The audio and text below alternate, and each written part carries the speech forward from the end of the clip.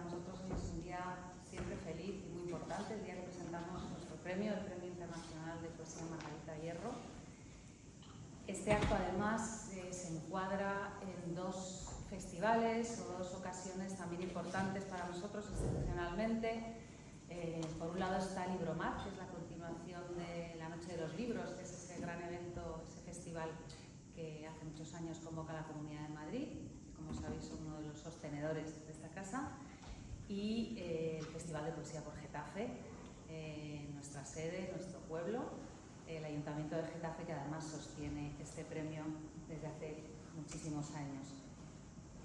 Acabamos de escuchar este enriquecimiento que también se ha convertido en la de piano del Conservatorio de Música Profesional de la Comunidad de Madrid, que son nuestros vecinos. Decía que se ha convertido ya en una tradición de las que abrigan, ¿no? Una tradición preciosa. Les agradecemos muchísimo que una vez más nos acompañen. La primera interpretación era de Shishilou, de Couperin, el Rondó en si bemol mayor, y la segunda de Franz Liszt, a cargo de Lucas Schuh, la Consolación número 3. Muchísimas gracias. Bueno, quiero también hacer agradecimientos, por supuesto, a todos vosotros por acompañarnos hoy, eso siempre, a la familia Hierro, que siempre está presente con tanta generosidad como sencillez, que es muy difícil combinar esas dos cosas. En esta novena convocatoria del premio, a la que se presentaron casi 1000 poemarios, tuvimos el inmenso placer en el jurado, del que tengo la suerte y el orgullo de formar parte. Es un jurado que lo imaginamos y que invitamos como jurado fijo a personas muy importantes del mundo de la poesía, pero muy diferentes en sus gustos y en su manera de entender la escritura, de un modo muy intencionado, para que el jurado siempre eligiera, escogiera y apostara por libros diversos. Por eso somos un jurado que acaba, siempre es una comida y después se delibera, y normalmente acabamos peleándonos con mucho amor, debatiendo muchísimo. Y este año es la vez que más consenso inmediato hubo. Es un libro, Atlántida, este estupendo libro que presentamos hoy, editado por Pretextos. Hubo un consenso casi inmediato, nos robó el placer de discutir. Y eso también es algo muy de agradecer. Quiero agradecer al jurado el altísimo nivel de calidad y además el compromiso que tiene con este premio siempre. Jordi Doce, Manuel Borrás, Erika Martínez y Ada Salas. Y cuando abrimos la plica, pues fue una alegría. Yo no conocía a la ganadora, que es nuestra querida invitada y protagonista de hoy, Nieves Chillón, pero luego supe que había sido alumna en algún curso online de la Fundación. Ayer presentamos aquí el premio Casa de América que edita Visor, que ha ganado Verónica Yafé, alumna de la Fundación. Algo bonito y algo bueno y algo nutritivo sucede aquí y nos llena desde luego de orgullo que esas escrituras y esos profesores, gracias al claustro de profesores también de esta Fundación, por generar esa riqueza. Nieves se autodefine y es estupendo como escritora, madre y profesora. Tiene una trayectoria muy consolidada. Ha publicado, además de una novela de ficción histórica, Auletris, ambientada en la Vastetania íbera, libros de poesía, como todos ellos con muchos premios. Para abreviar, solo nombraré algunos: La Casa de la Piedra, que fue Premio Nacional de Poesía Ciudad de Churriana; Arborescente, que salió en Pretextos, que ganó el Premio de Poesía Juan Gil Albert de la Ciudad de Valencia, y el Premio Andalucía de la Crítica. Además, el libro de Lara Laurel, que fue Premio Unicaja, publicado también por Pretextos; El Asa Rota, que fue premiado por la Diputación de Granada; Rasguños, que también fue premiado, editado por Vitruvio; La Canción de Penélope; Morning Blues y La Hora Violeta, que publicó el Ayuntamiento de Granada. Según el jurado del premio, y leo esta nota después de deliberar y con el calor de estar muy metidos en el libro todos, siempre hay que hacer una nota para prensa y para, en 4 o 5 líneas, pues eso, quintaesenciar qué hemos leído, qué hemos premiado. Y el jurado dejó escrito esto: en Atlántida se opera una brillante vuelta de tuerca a la visión de la maternidad y del paisaje, cuya crudeza y hondura existencial sorprenden y conmueven. Un poemario que se caracteriza por su lucidez estremecedora, su mirada precisa y descarnada, su tensión emocional y la originalidad de la voz poética. Y desde el punto de vista formal, un libro valiente, con imágenes novedosas, con constantes rupturas rítmicas y un equilibrio sutil entre las apoyaturas tradicionales y una dicción libre, marcada únicamente por la urgencia. Entre el lapso que se da con la organización de nuestro premio, entre que se falla siempre a finales de un año, en noviembre normalmente, y la presentación, que es en abril, siempre podemos saborear el libro y volverlo a leer con una calma receptiva y con un tiempo prolongado. Es un libro, efectivamente, que busca una forma nueva de lenguaje para dar cuenta de la experiencia de la maternidad asistida, pero es un libro que explora el universo de la intemperie, la esperanza, la autorreinvención, a la que obliga siempre la reproducción de la vida, y lo hace con enorme inteligencia, vital y poética, pero cuidando mucho evitar la intelectualización o el esteticismo o la mercantilización de una materia tan sensible. Es una vida que aparece indisolublemente ligada a las condiciones materiales en las que sucede: cuerpo, gozo y angustia, contexto sanitario, político, vínculos, tierra, sueldo, kilómetros. Una vida de verdad. Extraigo 3 versos. No es fácil dormir en la nieve, arroparse en la nieve, nombrarla en qué lengua. No era fácil, pero aquí emerge ya como libro fundamental esta Atlántida, ganadora del 9º Premio Internacional de Poesía Margarita Hierro, Fundación Centro de Poesía José Hierro, y vamos a hacer entrega simbólica del mismo. Y sube para hacer la entrega Paula Romero Hierro, patrona de la Fundación, nieta del poeta y amiga de la casa.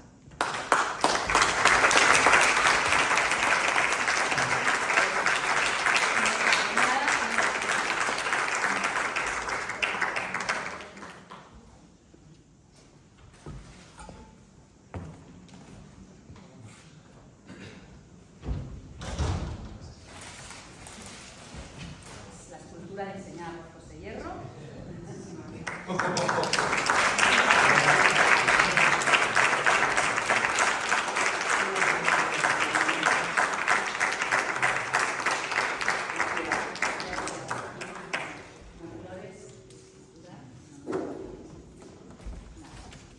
Este premio se llama Margarita Hierro, por la hija de Hierro, primera directora de este centro y fundadora de este proyecto, junto a su marido, Manuel Romero, Margarita Hierro, a la que rendimos siempre homenaje y cuya memoria siempre está presente en esta casa. Y,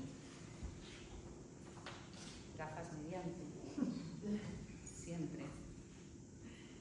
Vamos ya a pasar a presentar el libro, y para eso ha venido una amiga de la casa, otra poeta y muy importante de su generación, desde aquel premio Hiperión de Napalm en los años principios de los 2000, Ariadna García, por favor.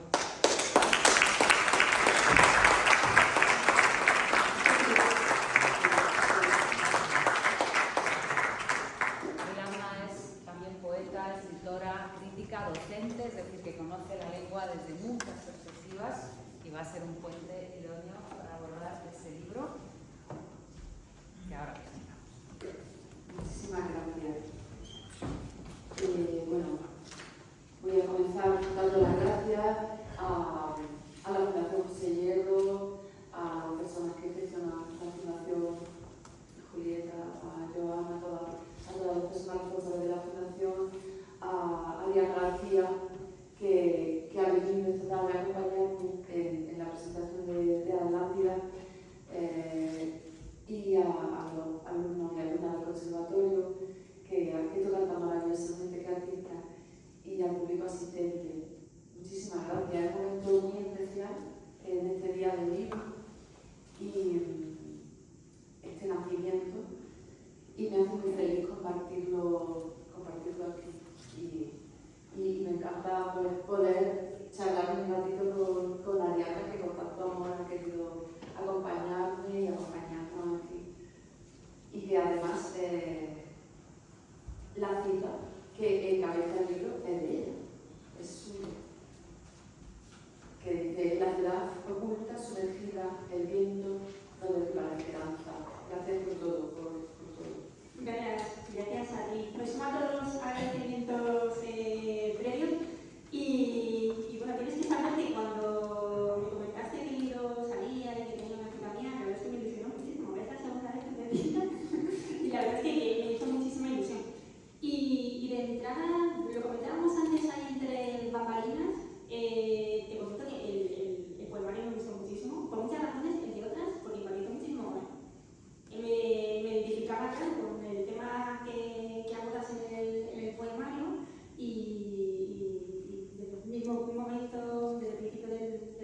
leído, pues me contacté con él y el libro me encantó. El caso es que, pensando en la presentación, bueno, tengo un repertorio de preguntas, pero como te comentaba también, hice una lectura de tu libro previo, de adolescente, que comentaba Julieta Barrio. Y claro, veo muchos puentes comunicantes entre un poemario y otro. Y de hecho, en concreto, hay un verso de la Atlántida que me encanta, que dice: las manos tienen que estar llenas de hijo. Es un verso que me parece maravilloso, que me encanta, pero claro, releyendo adolescente, veo que, igual que aquí, tienes el sujeto lírico, vamos a hablar del sujeto lírico que en el poemario tiende esa mano hacia el futuro, ¿no? Pero es que leyendo adolescente dice: tengo en mi mano la mano de mi madre. Y eso obviamente el sentido táctil, en este caso, no dirigido tanto hacia el futuro como hacia el pasado, pero hay una genealogía que se va transmitiendo y que tenemos en un libro y en otro. De hecho, Atlántida, como también comentaba Julieta, aborda el tema de la fecundación, pero es que nos encontramos que en adolescente, uno de los muchísimos temas que abordas es el tema del parto. Y estamos en la antesala. Entonces, esos puntos comunicantes entre un libro y otro, pues me ha gustado muchísimo. Y bueno, y ya por centrar la conversación que vamos a mantener en estos minutos, ya la primera pregunta es obligada, ¿no? Porque no es un tema que sea muy recurrente para nada en el mundo de la poesía. Es verdad que podemos encontrar ciertos apuntes, algunas pinceladas, pero que sea el objetivo, el tema central del poemario, ya me cuesta tanto encontrar un libro. Entonces, la primera pregunta es: ¿qué te llevó a tratar este tema? Bueno, pues gracias por la pregunta. Recuerdo que cuando nos conocimos, yo estaba escribiendo Atlántida y es verdad que el tema de la maternidad por fin, ¿no?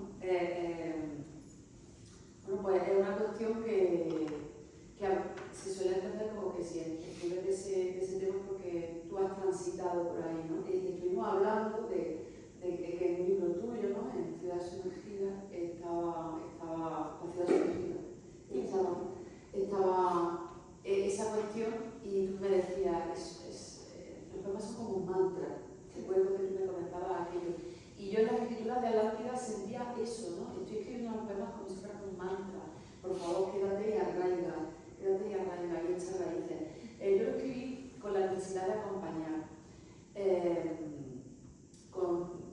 Yo soy madre y he experimentado eso que te hace cambiar tu forma, no solamente de ver la vida, sino también la forma de escribir, ¿no?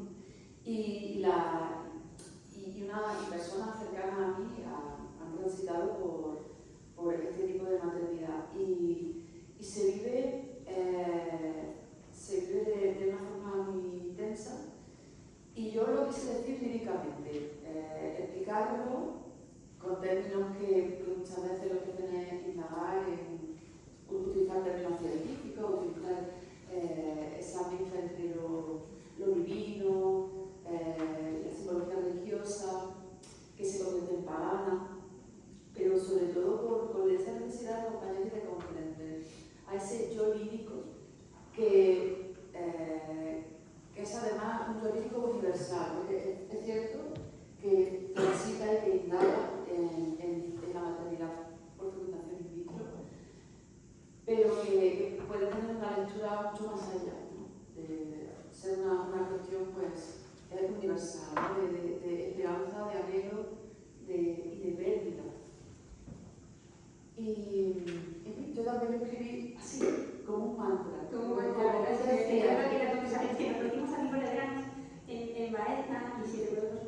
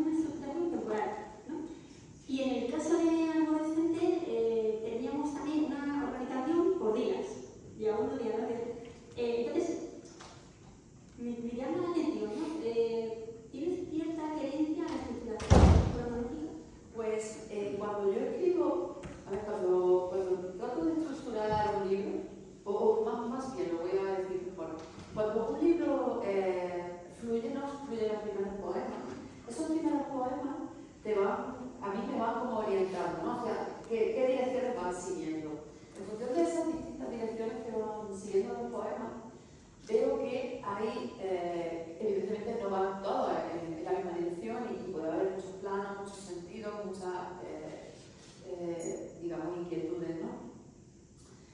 Lo que hago es tratar de orientarme yo misma, ¿no? Digamos, los poemas me interpelan a mí también, ¿no? Y los poemas hay momentos en los que necesitan un poquito de orden, ¿no? De organización. Muchas veces acabo, y esto lo he observado que lo hago, ¿no? Con un epílogo, o sea, acabo con algo que cierra y así es como Arborescente se estructura en varias partes, días, y como aquí la estructura es en ciclo, que en realidad también el término médico para estos procesos es un ciclo, ¿no? Se llama ciclo. Y el yo lírico transita, o sea, vive, experimenta estos 4 ciclos, pero cada uno de los ciclos no es idéntico al otro. En realidad hay como una simbología central que va contaminando todas las partes del libro, ¿no? No se puede decir que esté totalmente corsetado, ¿no? Que esté totalmente delimitado, sino que hay pinceladas por ejemplo, el territorio, el narrativo, la tierra, eso hay en todo ello, ¿no? Pero es verdad que hay un color especial en cada uno de los ciclos. El tercero, de hecho, se llama paisaje simultáneo, porque he considerado que, y he preguntado, ¿no? Que el yo lírico, cuando está en este proceso, ve el mundo diferente. Todo lo que rodea al yo lírico adquiere un cariz totalmente distinto, ¿no? Así, con esa diferencia, ¿no? Como el mundo cambia, pues hay que nombrarlo y hay que mostrar líricamente esa sorpresa de ver esos cambios en el mundo. Voy a leer un poema de uno de los ciclos, ¿no? Que, como he dicho, tienen diferente enfoque. El primero de ellos utiliza bastante esta simbología, digamos así, de índole religiosa, donde lo angelical, por así decirlo, baja al mundo. ¿Tienes que saber que me encantó lo de la encarnación del horario político? Sí. Venga. Pues ahí realmente eso lo he utilizado más veces, ¿no? Eso lo he utilizado antes, para el antes. Yo soy un sociógrafo Alberti, ¿no? Bueno, pues esa cuestión, ¿no? El descenso, ¿no? Al mundo de todo lo angelical que me sigue pareciendo sublime, ¿no? Ese tipo de idea, ¿no? Yo digo, por ejemplo, ha pasado la noche en el espino, es blanco, ella es la llama sideral, diadema de plata pura, orfebrería sagrada, la soledad, la macarena o frozen, corona que es abrojo, que es densa de pecados, el dolor enramado, las arterias azules, agonía en mi alma, brillan los copos, el silencio reverbera en el paladar, pero tu sangre late y es dulce de cereza, ácida, torre de marfil, casa de oro, que vela por nosotros y por ti que estás en los hielos de los laboratorios a oscuras. Ella espera que tu cuerpo de gel se vuelva de recuerdos. Yo te canto, oh pez de la constelación del hijo único. Muy pronto meterás al cangrejo en un caldero y la madre que duerme en el espino caminará por las espumas, la corona en la mano para arrojarla al mar. Diostos, reiréis. En este primer ciclo abundan esas alusiones, esa simbología, ese imaginario que podemos relacionar, ¿no? con la cristiandad y con toda su iconografía, ¿no? El texto que tenemos en el poema de la página 16 también, de la encarnación del hogar eucarístico, Ave María, el Belén, el niño.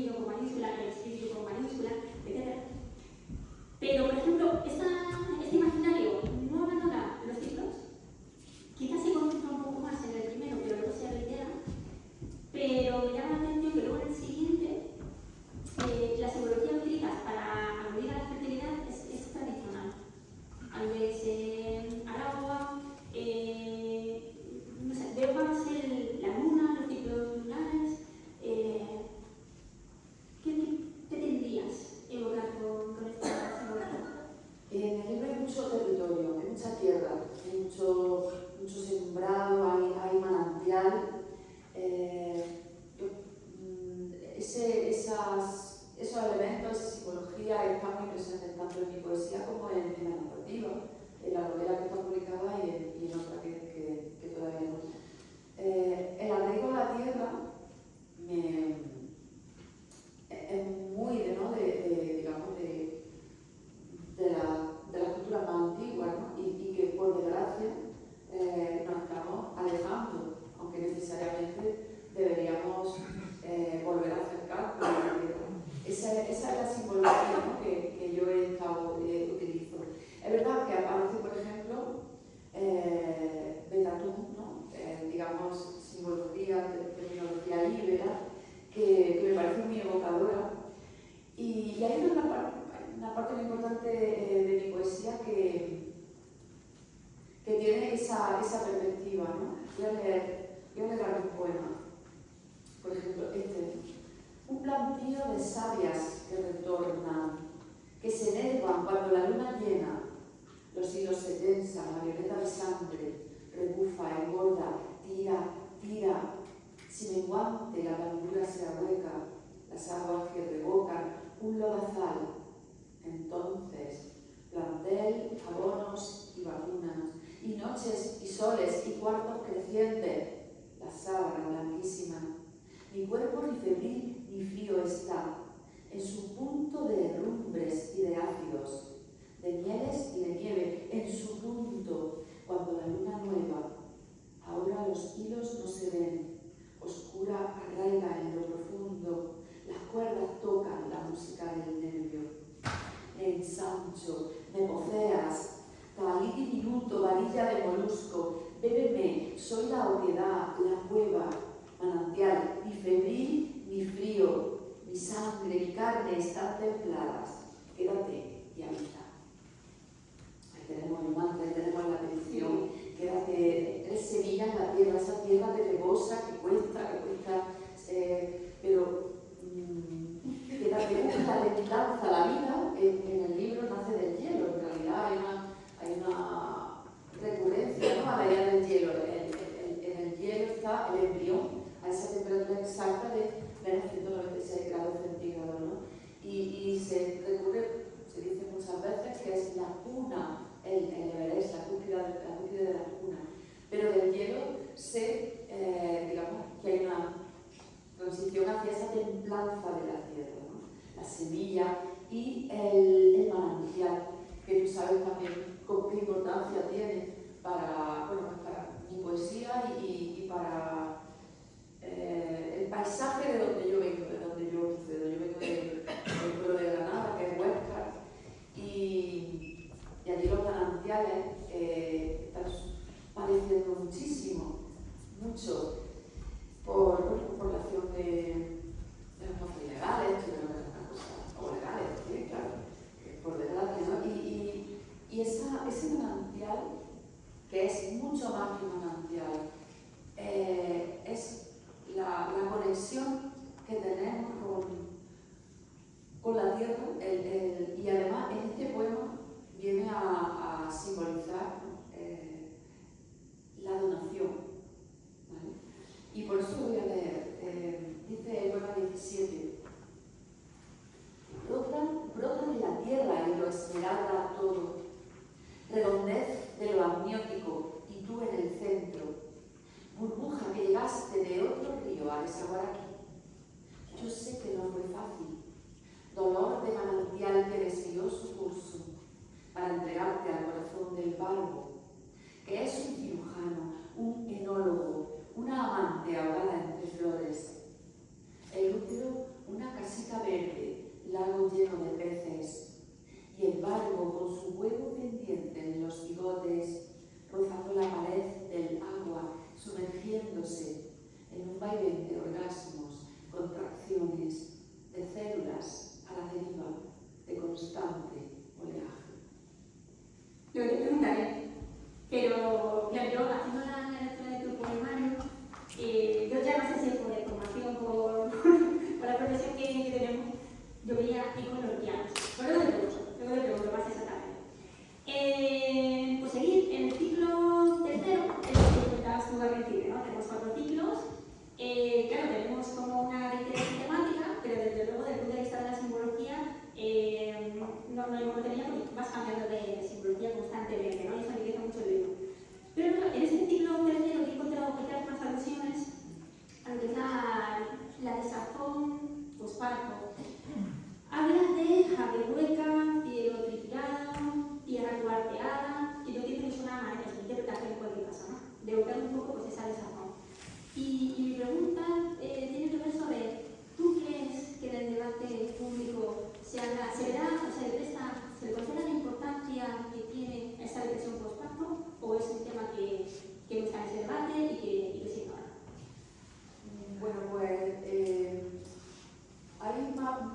más bien yo lo he enfocado, ¿no? por la depresión, más que posparto, pospérdida, ¿no? No necesariamente después del parto, sino en realidad después de haber perdido. ¿no? Sí, hay un... En realidad, yo lo hablaba, pienso que sería muy interesante reivindicar el proceso de fecundación in vitro, incluso reivindicar pues, la ovodonación y todo esto, el procedimiento donde cuando hay éxito, muy bien, pero cuando hay fracaso, digamos que precisamente es cuando no lo reivindicamos porque nos sentimos que no hemos ganado, ¿no? Que hemos hecho algo mal, ¿no? Y hay no solamente en el ciclo 3, ¿no? sino en todo el poemario, muchas formas de pérdida. Por ejemplo, ¿no? Dice, las cosas recién hechas pronunciaron su palabra primera y todo alrededor se hacía presencia en ella. Entonces, un apagón del cuerpo que nos dejó mirándonos sin saber dónde poner la lengua y decir, por allí, tan solo, tan sola, te marchaste, abril, desnuda de versos y de nombre. Hay también poemas, que son una pérdida diferente, ¿no? Este poema, por ejemplo, que se llama Exorcismo, que no le funcionó a Silvia Plath, no habla de la depresión postparto, pero habla de haber dado con alguien que no te ayuda, ¿no? Por ejemplo, ¿no? Y es un poema que en el libro, creo que tenía que estar aquí. Y dice, he tomado el cuchillo por la hoja, han crujido mis alas, ya no siento placer bajo tu vientre, oh cazador. Vete sin beber el veneno, como sí que hicimos otras, granjura de granja. Entonces mirabas de reojo, yo te miro de frente. Márchate despierto, nosotras no pudimos decir no, más promesas, no, más vino. Llévate tu indiferencia estricta, tus métodos, tu colección de mariposas que siempre irán contigo, la claridad de tu gran copa vacía, oh nadador. Ahora estás dispuesto a sumergirte en lo azul, nadie te podrá alcanzar, el vaso es ancho, de 50 por 25 y profundo, salta ya, abandona mi campo de maíz arrasado, este páramo blanco de alfileres, sabe que no estás ya cuando mañana mires otra monarca en un paisaje nuevo, que será verde y lejano, o un narciso y otra vasta promesa de cenizas. Que este poema en realidad pensaré que lejos está de la pregunta, ¿no? Que lejos está de la cuestión, pero no está lejos, ¿no? En realidad hay psiquiatras, por ejemplo, ¿no? Y hay autoras y hay poetas que, digamos, su tránsito por la maternidad o su, digamos, una vida azarosa y problemática y dolorosa, bueno, en su momento no se le comprendió, ¿no? Fue una víctima quizá pues, del sistema, ¿no? Y este poema viene a interpelar a mujeres que han podido padecer lo mismo. Es un homenaje también a ella y perfectamente pues, puede responder a tu pregunta, ¿no? La depresión postparto, todo lo que ocurre a las mujeres, ¿se reivindica, se dice? Pues no tanto, ¿no? Sí, ¿no? Claro, es que la verdad es que hay un hueco. Pero precisamente el poemario viene a llenar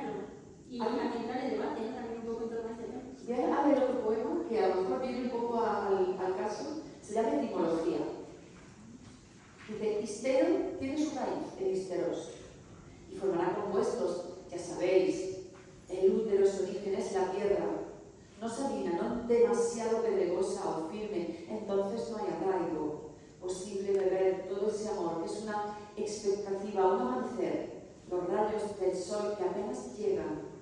Por eso a las mujeres, en sus antiguos cuadros clínicos de frustración, de rabia, por desorden mismo de la idea de justicia, las llamaron histéricas. Como el agricultor que avienta el lagartío, lo trabaja y observa cómo la lluvia se resiste. El granizo socava o el dueño de la finca contigua le arrebata un puñado de tierra cada noche.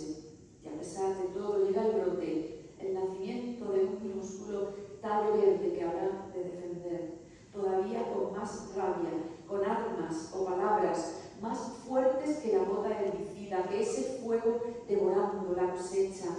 Vosotras, las histéricas, conteniendo el incendio para salvar los brotes, rescatar las semillas, las legítimas dueñas de esa tierra, la que todos desean poseer.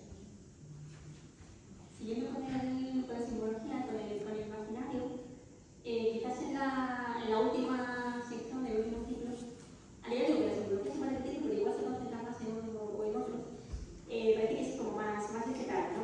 Y a veces, no vamos a explicar también ahora, ¿no? Las semillas, invernaderos, huertos, cosechas, etc. Pero claro, esta simbología se puede interpretar de distintas maneras, porque por un lado puede parecer que evocas, ¿no? esa fertilidad, ¿no? Que se puede asociar a la mujer. De hecho, evocas el nombre de Gaia, ¿no? Que al final Gaia es la tierra, ¿no?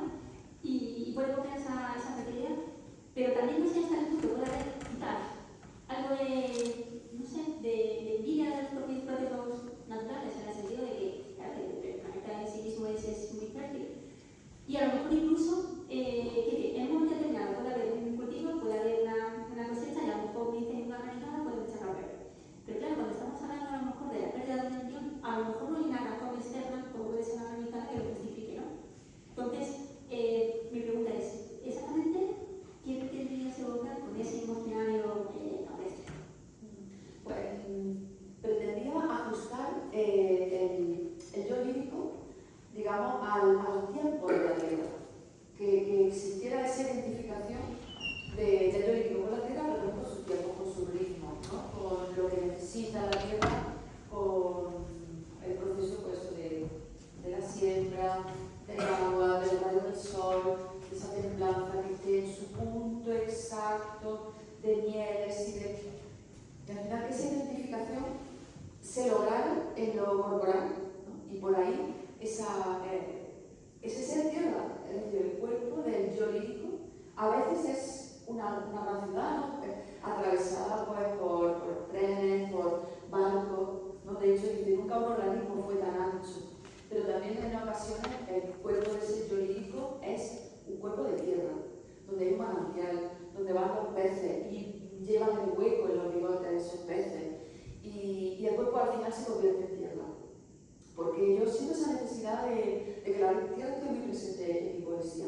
Es una necesidad de hacer ya varios libros, de hecho, ¿no? Lo que comentaba antes, tanto en Atlántida, donde es verdad que comienza desde el hielo, pero al final la voz y el yo lírico van hacia la tierra. Y hay una necesidad, una simbología, es, como dice, una envidia, más que una envidia, un querer ser, un ajuste en los tiempos, una sincronía con la tierra. Y en ese ajustar los tiempos, y ya por retomar un poco también lo que te comentaba antes, yo es que, claro, yo ya digo, no sé si es por reformación, ¿no? Pero yo leí Yerma. Yo estaba leyendo un poemario y me estaba acordando continuamente de Yerma. Hay algo por ahí, me lo estoy inventando yo. No sé, ¿O no? Pienso también que cuando escribimos sobre, o más bien, mejor dicho, cuando un libro, ¿no? O un poema parte de una sensación, un anhelo similar o un estímulo, vamos a decir, un estímulo común, al final tiene que haber Como al final es el mismo imaginario, ¿no?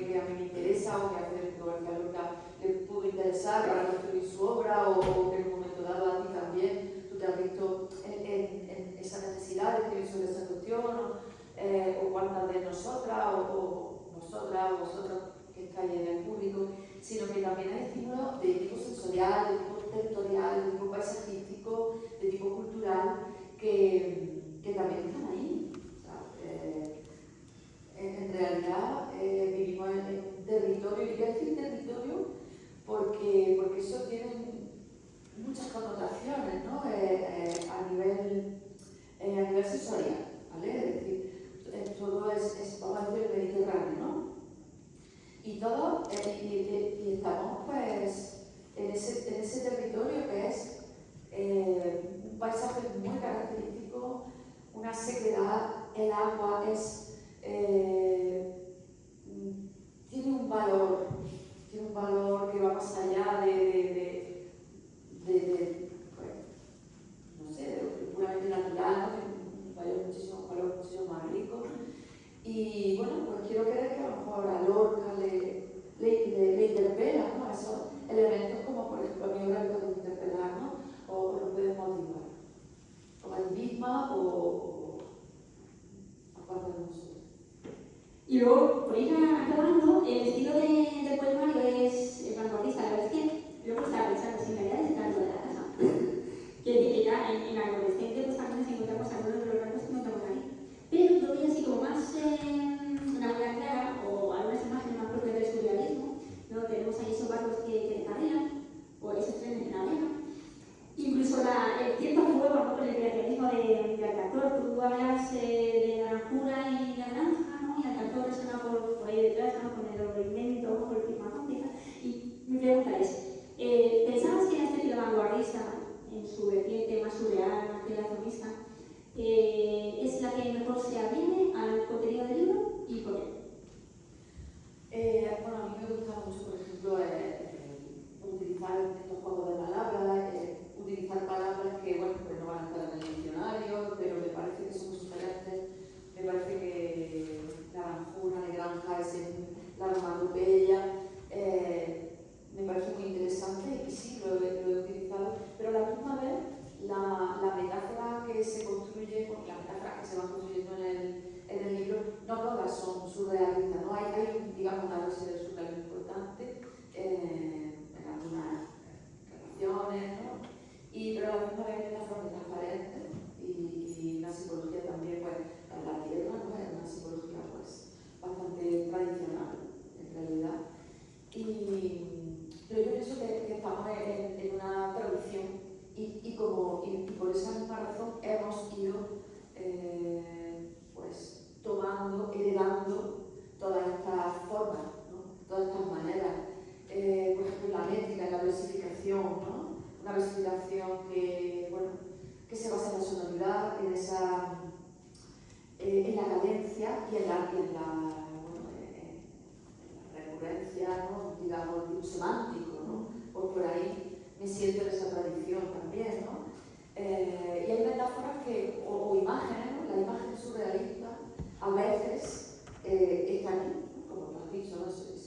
Ese barco, ese tren, ¿no? Que está ocupando un espacio que no es el suyo propio. Pero ya digo, al final somos hijas de una tradición y están todas las tradiciones en nosotras. Además, a veces tienes lecturas muy recientes, vas descubriendo por ahí lecturas que no son las canónicas, y a veces también pues, vuelven mucho, con mucha frecuencia las lecturas canónicas, porque como somos profes de lengua, hay que verlo. Con lo cual, pues, todo eso está ahí siempre. Y al final nuestras obras son hijas de su tiempo, pero también hijas de otros tiempos, porque están insertadas ahí, ¿no? En ese río de la tradición. Y ya por acabar, ¿planificaste esa simbología antes de ponerte a escribir el libro o la ibas improvisando? Porque hay distintos registros, uno más científico, uno más litúrgico, esa simbología del campo, la simbología marítima, etc. ¿Lo tenías planificado antes o fue de manera espontánea que ibas a hacer? El libro fue fluyendo, en realidad. El libro hay movimiento, ¿no? Es verdad que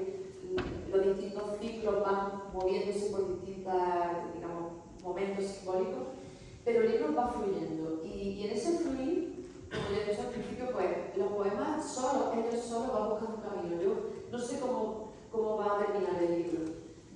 Y es verdad que de vez en cuando lo reordeno, lo encauzo, pero en ningún momento, en general, no solo en este libro, sino en general en otro libro, o incluso en la narrativa, ¿no? Cuando la trabajo, no tengo un prefigurado, por así decirlo, un esquema. No existió en este momento y fueron los poemas los que ellos solos fueron buscando, digamos, esos espacios simbólicos.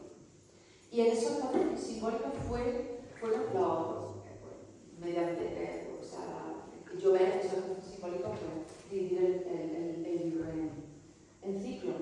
Con lo cual, no tengo esa mala costumbre de no planificar mucho. El libro solo, al final, se planifica. Yo lo digo para que no... Bueno, para verle yo un sentido también, la verdad. Y, por ejemplo, ¿no? Los primeros poemas, voy a ver uno de los primeros poemas realmente del libro, ¿no? Que es, por ejemplo, este poema el 5, ¿no? Dice: un iglú a menos 196 y la electricidad que emana como leche os alimenta a 3, a 2, a ti. La diosa de las plagas de Petri ha dicho 1, y esto significa que algo salió bien al 6.º día, al 7.º descansó. Y la electricidad seguía llegando de las ubres de algún generador. Oíste, vivirás, pero ¿dónde? Oíste, ¿de quién es el tornillo que nace en ese monte? ¿De qué dios? ¿De qué cigüeña? ¿Quién donó la simiente y dijo, vivirás, pero nunca te volveré a ver? Y dijo, sea, y no apagó el interruptor de la vida. Te puedo hacer eso. Yo recuerdo cuando lo leí, cuando llegué a eso, me dije, y esto significa que algo salió bien al 6.º día, me acordaba de la cosa del Astocito. Y la verdad es que me encantó recordar esa referencia, porque nada se encuentra. Es que hay, en realidad, un libro que tiene un componente importante del proceso médico, que es una fecundación, una maternidad in vitro, porque todo eso está. Luego allí tiene una parte muy importante de todo lo que es, como hablamos de lenguaje, tradición literaria, construcción, ciudad de lenguaje, ciudad de poesía. Entonces, Atlántida es una ciudad de poesía, donde hay un intento de nombrar líricamente, con lo cual es una sumatoria, ¿no? de perspectivas. En este poema, por ejemplo, estos poemas primeros, ¿no? Donde aludo constantemente en la alusión al hielo, ¿no?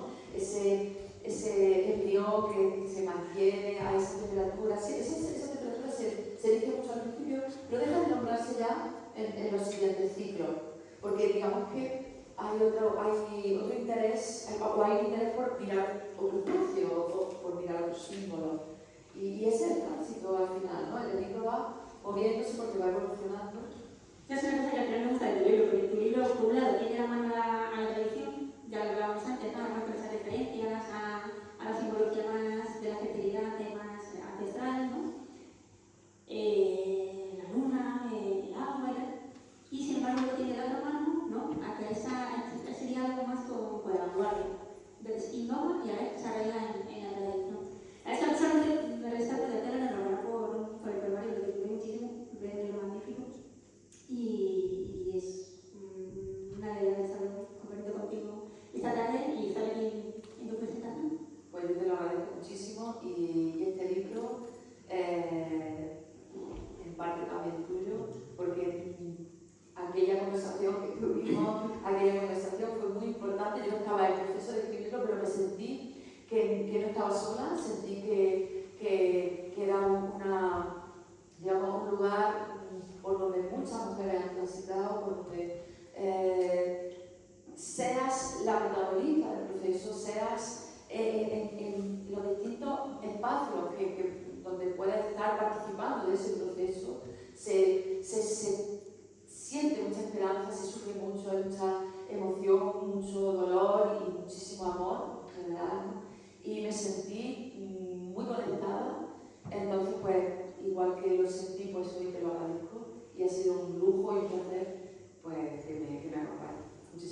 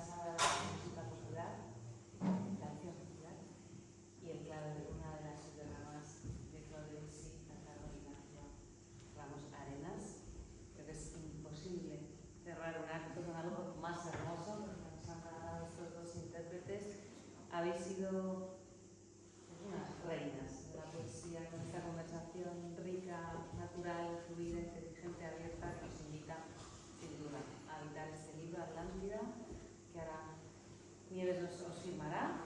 Y aquí siempre cerramos con arte y con vino. Las dos cosas que más reconcilian.